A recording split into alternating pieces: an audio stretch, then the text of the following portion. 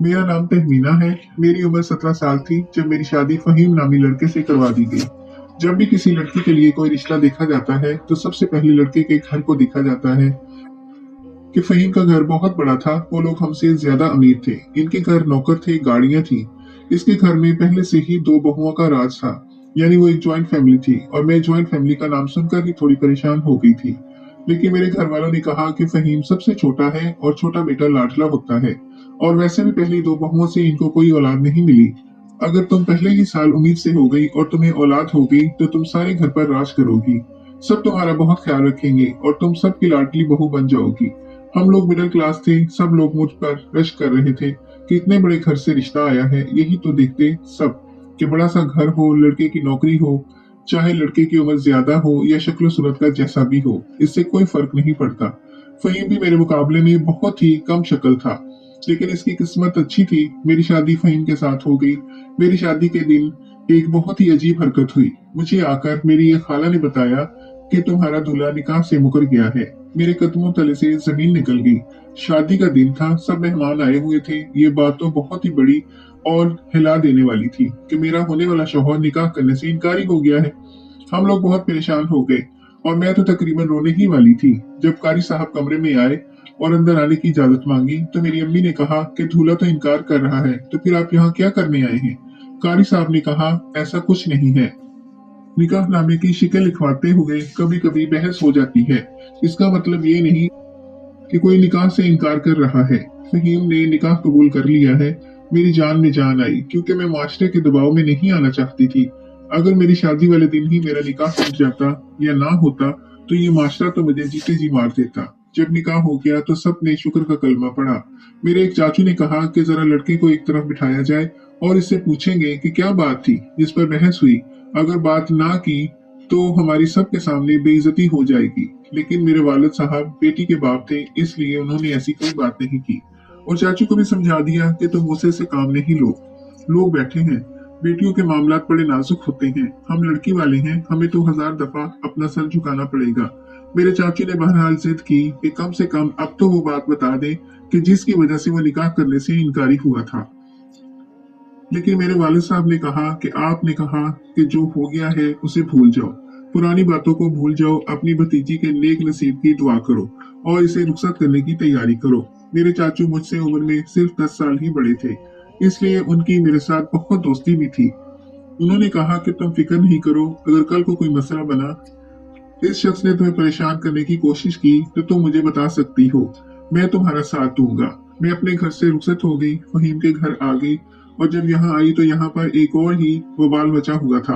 फहीम शोर डाले खड़ा था कि जब मैंने कहा कि मेरे लिए बालकोनी वाला कमरा साफ किया जाए और उसी को सजाया जाए तो फिर ये नीचे वाला कमरा किसने सजाया है? मैंने दूर से देखा, दरवाजा खुला हुआ था। नीचे वाला कमरा बहुत ही खूबसूरत तरीके से सजा हुआ था। ये फहीम के कजन और दोस्तों ने मिलकर सजाया था। मेरी सास फहीम को समझा रही थी कि बेटा बालकोनी वाला कमरा बहुत छोटा है, इसमें बहू का सामान भी पूरा नहीं आएगा और तुम लोगों को भी तंगी होगी। लेकिन फहीम मजिद था कि मुझे उसी कमरे में जाना है। सारे घर वाले मेरे सामने शर्मिंदा हो रहे थे। मैं हाल में एक सोफे पर बैठी थी और मेरा ध्यान बटाने को फहीम की कुछ कजनें और छोटी बहनें मेरे साथ हंसी मजाक कर रही थी, लेकिन मेरे कान उसकी तरफ थे। सब फहीम को समझा रहे थे कि अभी ड्रामा मत बनाओ, आज की रात नीचे वाले कमरे में गुजार लो, सुबह तुम्हारे लिए वही कमरा साफ करवा देंगे और सामान भी ऊपर चढ़ाना कोई आसान काम नहीं, थोड़ा वक्त लगेगा। शादी वाला घर है, मेहमान आए हुए हैं, सब लोग थके हुए हैं, अभी वापस आए हैं। तुमने क्या शोर डाल दिया है? अपनी बीवी के बारे में सोचो, वो क्या सोच रही होगी कि किस घर में आ गई है। शादी के पहले दिन ही फसाद मच गया है। तब कहीं जाके फहीम ने अपनी जिद छोड़ी और मुझे नीचे वाले कमरे में पहुंचा दिया गया। वो कमरा बहुत खूबसूरत था, लगता था कि वहां इससे पहले कोई नहीं रहता था। इस घर में तो बहुत से कमरे नजर आ रहे थे। पता नहीं फहीम को बालकोनी वाले कमरे में जाने की क्या पड़ी थी। इस कमरे में तो मेरा सारा सामान बहुत अच्छे तरीके से पूरा आ गया था और फिर भी इतनी सारी जगह बची हुई थी। 2 घंटे बाद फहीम कमरे में आए और मुझे नींद बहुत आ रही थी, लेकिन मैं इसका इंतजार कर रही थी कि उसने मुझे मुंह दिखाई का तोहफा दिया और कहा, मैं बहुत थक गया हूँ और मेरा मूड भी आज खराब है। मेरे घर वाले मेरी कोई बात नहीं मानते। मेरी शादी वाले दिन भी उन्होंने ऐसी हरकत की कि मैं इनको भूल कर गया था कि बालकोनी वाला कमरा मेरे लिए साफ करवाया जाए, फिर भी उन्होंने ये सब नहीं माना। बस मेरे साथ जिद लगानी होती है इन लोगों ने, और कोई बात नहीं है। तुम भी थक गई होगी, तुम सो जाओ। मुझे फहीम बहुत ही जिद्दी किस्म का इंसान लग रहा था। सोच रही थी कि इसके साथ जिंदगी कैसे गुजरेगी। सुबह मुझे फहीम ने ही जगाया और कहा, जल्दी से उठ जाओ, यहाँ से सामान उठाना है। अभी मेरी ठीक तरह से आंखें भी नहीं खुली थी कि मुझे उसने बिस्तर से उठाकर एक तरफ खड़ा कर दिया और खुद बिस्तर उठाने लगा कि मेरी सास वहां आई और मुझे ऐसे खड़े देखकर शर्मिंदा हुई। अपनी बेटी से कहा, इसे अपने कमरे में ले जाओ और अच्छा सा मेकअप करके हमारी बहू को तैयार कर दो। इसकी अम्मी अब्बू कभी नाश्ता लेकर आ रहे होंगे। मेरी नंद अपने कमरे में मुझे ले जा रही थी तो कहने लगी कि आप भाई की बातों का बुरा ना मनाइएगा। बस एक चीज के पीछे पड़ जाते हैं और फिर इन्हें कुछ नजर नहीं आता। इस तरह वो आपसे मायूस हो जाए तो फिर आपके अलावा कोई नजर नहीं आएगा और फिर वो आपका बहुत ख्याल रखेंगे। मेरे शौहर ने अपनी जिद पूरी करवा के ही दम लिया। उसने बालकोनी वाले कमरे में मेरा सारा सामान पहुंचाया, इस कमरे की सफाई करवाई, वहां पर सामान सेट किया, बालकनी की भी सफाई करवाई और सारा कुछ सेट करवा के ही उसने सुख का सांस लिया। वो मेरे माँ बाप के पास थोड़ी देर बैठा और उनके सामने मुझसे अच्छे तरीके से पेश आने लगा। जब मैं रस्मों मेहमानों से फारिग होकर रात को अपने कमरे में आई तो हैरान रह गई। ये कमरा बहुत तंग था, मेरा सामान गोया यहाँ फंसा पड़ा था। नमाज पढ़ने जितनी जगह भी नहीं बची थी। इससे पहले कि मैं कुछ बोलती, फहीम ने कहा, किसको कहते हैं सेटिंग। अब देखो सब कितना अच्छा लग रहा है, चलो आइसक्रीम खाने चलते हैं। आइसक्रीम, वो भी इतनी ठंड में। अरे तुम भी ना कुछ नहीं समझती, आइसक्रीम तो बहाना है। मैं तो तुम्हें बाहर लेकर जा रहा हूँ ताकि हम अपनी बातें कर सके। फहीम ने प्यार से कहा। मुझे भी इसका यूं बात करना अच्छा लगा। हम घर से बाहर चले गए। घर वाले भी खुश हुए कि दोनों की आपस में कोई बातचीत तो हुई। इसका मतलब दोनों शादी से खुश हैं।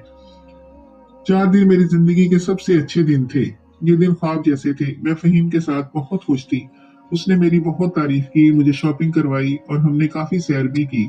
मैं खुश थी। शादी को 2 हफ्ते गुजर चुके कि मेरी तबीयत अचानक खराब रहने लगी। मुझे बहुत नकाहत महसूस हुई और मैं बेहोश हो गई। मेरी सास ने मुझे देखा और फौरन मेरी तरफ बढ़ी। मेरी सास मुझे फौरन डॉक्टर के पास ले गई। मेरी एक जिठानी भी मेरे साथ गई थी।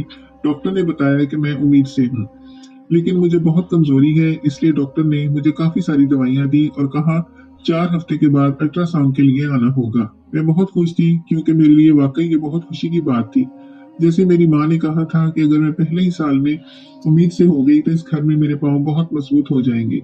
ये खबर सुनकर तो मेरी जिठानी को बहुत दुखी होना चाहिए था, लेकिन उसकी आंखों में तो सच्ची खुशी थी। वो बहुत खुश नजर आ रही थी। अस्पताल से लेकर गाड़ी तक उसी ने मेरा हाथ थामे रखा। रास्ते में हम एक शॉपिंग मॉल में गए जहां से मेरी सास ने मेरे लिए तोहफे खरीदे, मेरे लिए फल खरीदे। वो भी इस खरीदारी में आगे आगे थी और बहुत खुश हो रही थी। उसने भी अपनी तरफ से मेरे लिए एक अच्छा सा तोहफा खरीदा और मुझे यही कहती रही कि मुबारक हो, सब ठीक हो जाएगा, अब तुमने अपना बहुत ख्याल रखना है। मैं अपनी जिठानी की अच्छाई की कायल हो चुकी थी। मैं ये मान चुकी थी कि वो एक अच्छी औरत है क्योंकि मेरी खुशी में मुझसे ज्यादा खुश थी। जब ये बात मेरे शौहर फहीम को पता चली तो मानो वो इस दुनिया का सबसे खुश इंसान मालूम हो रहा था।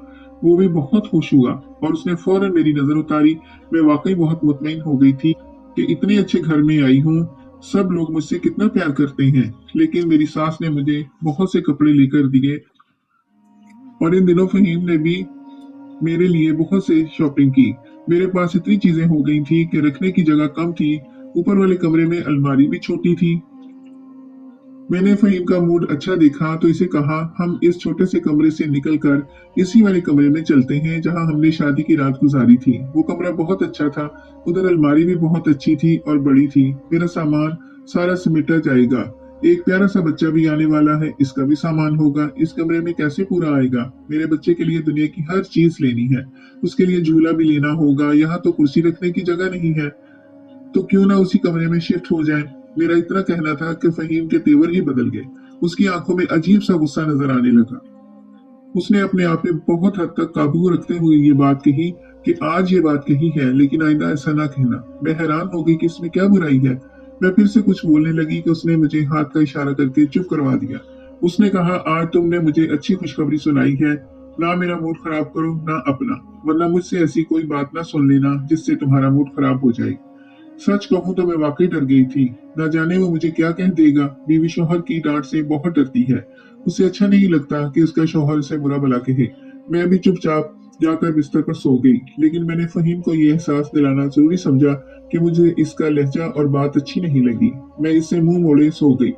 रात का न जाने कौन सा पहर था, मेरी आंख खुली, मुझे बहुत प्यास लग रही थी। मैंने उठकर पानी पिया, लाइट जलाई तो देखा फहीम बेड पर मौजूद नहीं था। बाथरूम की लाइट भी ऑफ थी, यानी वो बाथरूम में भी नहीं था। लेकिन वो इस टाइम कहाँ जा सकता था? फिर मैंने सोचा कि शायद बाहर गया होगा, लेकिन बाहर इसका कोई काम नहीं था। अचानक मेरे कानों ने कोई आवाज सुनी। ये आवाज सुनकर मेरा दिल बैठ गया और मैं हैरान होकर देखने लगी। ये किसी औरत की आवाज थी। कोई औरत रो रही थी और सिसकियां भर रही थी। लेकिन ये आवाज आ कहां से रही थी? आवाज मेरे बहुत करीब से आ रही थी। मैंने बाथरूम का दरवाजा खोला, वहां पर कोई भी नहीं था, लेकिन वो आवाज मुसलसल आ रही थी। मुझे डर भी बहुत लग रहा था और दिमाग में यही सवाल आ रहा था कि फहीम कहाँ है, क्योंकि इस वक्त उसे मेरे साथ होना चाहिए था। अगर वो यहाँ होता तो मैं इसी को कहती कि जाकर देखें ये आवाज कहाँ से आ रही है। लेकिन वो कमरे में था ही नहीं। मैं इतना डर गई थी कि मुझे अपनी ही सांसों और दिल की धड़कन की आवाज कानों में सुनाई दे रही थी। मैंने खुद पर थोड़ा काबू पाया, सांस रोकी तो मुझे इस आवाज की सिमत मिल गई। वो आवाज बालकोनी से आ रही थी। मैं हैरान थी कि बालकनी से ये आवाज कैसे आ सकती है। वहां इस वक्त कौन हो सकता है? मैंने जाकर बालकनी का दरवाजा खोलने की कोशिश की तो मैं हैरान रह गई कि दरवाजा दूसरी तरफ से बंद था। दरवाजे पर जैसे ही दस्तक दी, वो आवाज एक झटके से बंद हो गई। दरवाजा दूसरी तरफ से बंद था। इसका मतलब क्या वहां पर कोई मौजूद था? मैंने दस्तक दी और पूछा, कौन है? वो इस वक्त कौन है यहाँ पर? मैं बार बार दस्तक दे रही थी कि एक झटके से दरवाजा खुला और मेरे कदमों तले से जमीन निकल गई। मैं बुरी तरह चौंक गई। वो फहीम था। मुझे कहने लगा, क्या कर रही हो? तुम सोई नहीं अब तक? ये सवाल तो मुझे आपसे करना चाहिए था। तुम यहाँ क्या कर रही हो? बस मेरे सवाल करने की देर थी कि फहीम ने मुझे 2 पल गौर किया और कहा कि चुपचाप जाकर सो जाओ। जो तुम्हारे मामलात नहीं है इसमें बोलने की जरूरत नहीं है। मैंने कहा, किसी के रोने की आवाज आ रही थी। इतनी सर्दी है कि आप किसी से कॉल पर बात कर रहे थे। उसने कहा, मुझसे कोई सवाल करे मुझे बिल्कुल अच्छा नहीं लगता। तुम बार बार मुझसे सवाल कर रही हो। मैं तुम्हारी हालत का लिहाज कर रहा हूँ तो मुझसे लिहाज ही करवाओ और जाकर चुपचाप सो जाओ। फहीम ने मेरे मुंह पर दरवाजा बंद कर दिया और बाकी की सारी रात वो बालकनी में ही बैठा रहा। उसने मुझे ये तो पूछने का मौका ही नहीं दिया था कि वो किसी लड़की की रोने की आवाजें आ रही थी। वो लड़की कौन थी? सुबह जब मेरी आंख खुली तो मैंने फहीम को बिस्तर पर सोते हुए देखा, लेकिन साफ जाहिर था कि वो शायद थोड़ी देर पहले ही वहां पर आया था, क्योंकि वो नींद में बिल्कुल भी नहीं था, सिर्फ सोने की एक्टिंग कर रहा था। मैंने अपनी नाराजगी का इजहार करना मुनासिब समझा और इससे कोई बात नहीं की, लेकिन उसने भी मुझसे ना कोई बात की और ना ही मुझे मनाने की कोशिश की। मगर ये वही शख्स था जो कल मेरे सदके वारी जा रहा था और अब इसको मेरे नाराज होने से कोई फर्क नहीं पड़ता था। सुबह से रात हो गई, हम दोनों में से कोई भी बात नहीं कर रहा था। मैंने कुछ वक्त अपनी सास के साथ बैठ के गुजार लिया और कुछ जेठानी के साथ। वो भी मेरे साथ बहुत खुश थी। जैसे ही मैं वापस अपने कमरे में आई और सोने की तैयारी करने लगी, मैंने देखा कि फहीम भी तैयारी कर रहा था, लेकिन वो कमरे में सोने की तैयारी नहीं थी, बल्कि वो बालकोनी में सोने वाला था। मैंने इससे कहा कि आपका दिमाग तो ठीक है, इतनी सर्दी में आप बाहर क्यों सोने की तैयारी में हैं? आपको ठंड लग जाएगी, आप बीमार हो जाएंगे। बाहर कितनी सर्दी है, 1 मिनट भी खड़ा नहीं हुआ जाता और आप सारी रात गुजारने की तैयारी में हैं। आखिर ऐसा क्यों कर रहे हैं? फहीम ने कहा, मुझसे सवाल जवाब नहीं करो, मैं तुम्हें पहले भी बता चुका हूँ, वरना किसी भी किस्म के नुकसान की जिम्मेदार तुम होगी। आखिर इस बात का क्या मतलब है? क्या करेंगे? हाथ उठाएंगे मुझ पर, ये जानते हुए कि मैं आपके बच्चे की माँ बनने वाली हूँ? फहीम ने सर झुका लिया और कहा, इसीलिए तो लिहाज कर रहा हूँ। मैंने कहा, क्या मतलब? क्या समझ रखा है मुझे आपने? आपके फायदे की बात कर रही हूँ और आप मुझसे फजूल बातें कर रहे हैं, ऐसी बातें जिन पर मैं आपसे नाराज हो सकती हूँ। चले, बालकोनी में सोने की कोई जरूरत नहीं, अपने कमरे में सोएं। अगर मुझसे बात नहीं करनी तो नहीं करेंगे, लेकिन अपनी जगह पर आकर सो जाएं। मेरा इतना कहना था कि वो अचानक से चिल्ला उठा। उसने कहा, नहीं, मैं बालकोनी में ही सोऊंगा और अगर तुमने मुझे रोकने या वहां आने की कोशिश की तो मैं तुम्हें तलाक दे दूंगा। मैं हैरान परेशान हो गई। आसमान मेरे सर पर आ गिरा। मेरा शौहर एक छोटी सी बात पर मुझे तलाक की धमकी दे रहा था, और वो भी जब मैं उसके बच्चे की मां बनने वाली थी और मैं हक पर थी। मैंने ऐसी कोई बात नहीं की थी जिसकी वजह से वो मुझे तलाक की धमकी देने पर उतर आता। मेरे शौहर ने फिर से दरवाजा पटक कर बंद किया और जाकर बालकनी में सो गया। मुझे नींद कहाँ आ रही थी, मैं तो बुरी तरह रो रही थी। थोड़ी देर बाद किसी और के रोने की भी आवाजें आने लगी और अब तो मेरे कानों ने कुछ अजीब सुना। मेरे कानों ने कुछ अल्फाज सुने। अल्फाज ये थे कि अपने वादे से मुकर नहीं जाना फहीम। वो औरत रोती जाती और बार बार यही कह रही थी, कि अपने वादे से मुकर नहीं जाना। मैं तकरीबन लकड़ी के दरवाजे पर कान लगाए खड़ी थी, तब कहीं जाकर मुझे ये आवाज सुनने को मिली थी। लेकिन क्योंकि इस औरत की आवाज सोने की वजह से तकरीबन बैठ चुकी थी, इसलिए मैं इसकी आवाज को पहचान नहीं पाई थी। फहीम बालकोनी में इसी दरवाजे से गया था, लेकिन वो औरत वहां कहाँ से आती थी? ये क्या हो रहा था, समझ से बाहर था। अब तो ये सिलसिला ही चल पड़ा। फहीम पूरा दिन घर से बाहर रहता, मुझसे ठीक तरीके से बात भी नहीं करता, और अगर मैं बुलाती तो बोल लेता, नहीं तो मुझसे बात करना तो दूर, देखना भी गवारा नहीं करता, और रात होते ही जाकर बालकोनी में सो जाता। मैंने देखा कि फहीम की तबीयत भी आजकल खराब रहने लगी थी, जिसको बहुत बुरी तरह से खांसी लगी हुई थी। जाहिर है जब सारी सारी रात को सर्दी में बैठेगा तो उसने बीमार ही होना था। मेरे दिमाग में बुरे ख्यालात आते थे कि कहीं बाहर सर्दी में बैठे बैठे बेहोश ना हो जाए, कहीं कोई और मसला ना बन जाए, और दरवाजे को भी लॉक लगा लेता था कि मैं वहां जाकर ना देख सकूं। सोचा किसी को ये बात बतानी चाहिए। मुझे सबसे ज्यादा मेरी सास पर ही भरोसा था, क्योंकि इस घर में वही सबसे ज्यादा मेरे साथ अच्छी थी और मेरा बहुत ख्याल रखती थी। मेरे दोस्त जैसे चाचू भी थे जिन्होंने मुझे कहा था कि कल को कोई मसला हो तो मुझसे बात कर सकती हो। मुझे इनसे बात करना भी मुनासिब लगा, क्योंकि वो फहीम को मर्दों की तरह बात समझा सकते थे। पर जो शख्स सिर्फ इस बात पर मुझे तलाक की धमकी दे रहा था कि अगर वहां तू आई तो मैं तलाक दे दूंगा, और अगर इसे पता चला कि मैंने इसके बारे में ये बात उसके घर वालों को या अपने घर वालों को बता दी है, तो वो क्या करता। फहीम जिद्दी था, बहुत जल्दी फैसले करता था, सबके बारे में गलत राय कान कर लेता था। कोई इसकी बात ना मानता तो इसको कहता है ये मेरा दुश्मन है, मेरे लिए अच्छा नहीं है, मेरा बुरा चाहता है। ऐसे शख्स से पंगा लेना कोई समझदारी की बात नहीं थी। वो गुस्से में आकर मुझे तलाक भी दे सकता था। मैं करती तो क्या करती। खैर मैंने सोचा कि फहीम इस कमरे से वहां जाता है, पर वहां जाने का और कौन सा रास्ता है। बालकनी हमारे घर के गार्डन से नजर आती थी, सो मैं वहां चली गई। मैंने देखा कमरे की बालकनी के आसपास कोई दरवाजा तो नहीं था, लेकिन दो और कमरों की बालकनी लगती थी, और 2 फीट का फासला था कि अगर कोई बहुत ही बहादुर शख्स हो तो वो इस 2 फीट के फासले को कूद कर मेरे कमरे की बालकनी में आराम से आ सकता था। अब मुझे ये जानना था कि इस कमरे के दाएं और बाएं वाला कमरा किसके पास है, कि मैंने सुना था कि घर के काफी सारे कमरे खाली थे।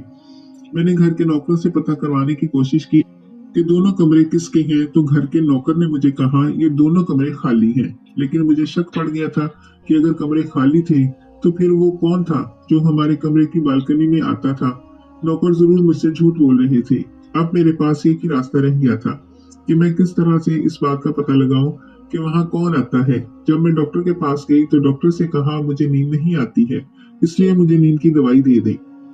डॉक्टर ने कहा कि आपके लिए नींद की दवाई अच्छी नहीं है, पर फिर भी आपको हल्की सी दवाई दे देती हूँ। मैंने वो नींद की दवाई अपने शौहर के खाने में मिला दी, और वो आज कमरे में ही सो गया। डरी हुई तो मैं बहुत थी, क्योंकि मेरे सर पर तलाक की धमकी लटक रही थी, लेकिन मुझे जानना ही था। मैं बालकनी में गई तो वहां पर एक पुरानी सी चादर और पुराना सा तकिया पड़ा था।